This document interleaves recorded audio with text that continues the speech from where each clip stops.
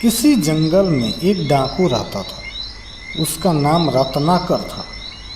सुबह उठते ही वह छिप कर बैठ जाता। जो भी आदमी जंगल से गुजरता वह उसे लूट लेता। लोग उसके नाम से ही कांपने लगते थे। रत्नाकर दिन रात लूट में लगा रहता। यात्रियों को लूट कर अपने परिवार का पेट भरता। उसका परिवार उससे बहुत खुश था।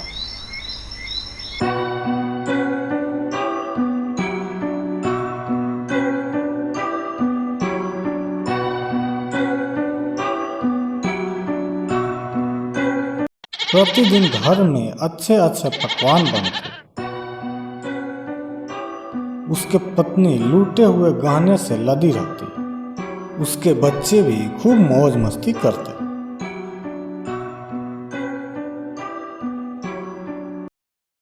एक दिन रत्नाकर के हाथ कोई यात्री नहीं आया।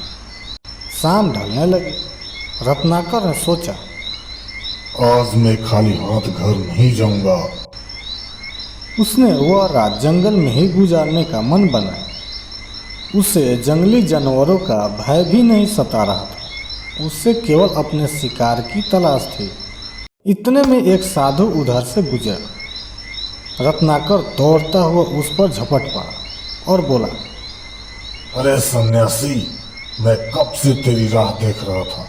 जो भी धन छिपा रखा है उसे दे दे, नहीं तो तेरा बचना मुश्किल है। हम तो सन्यासी हैं। हम धन दौलत रख कर क्या करेंगे? हमें तो अपने शरीर की भी चाह नहीं है। पर तू बता, यह पाप किसके लिए कर रहा है? मुझे धोखा देने की कोशिश मत कर।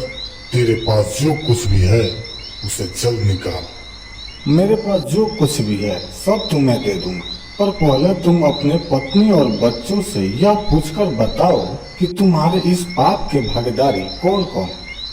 तब तक मैं तुम्हारी यही प्रतीक्षा करता हूँ।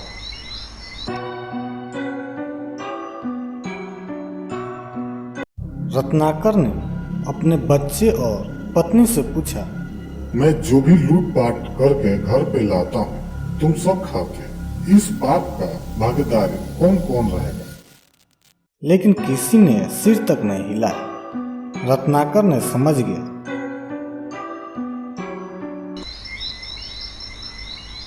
उसने साधु के पास जाकर उनसे क्षमा मांगी।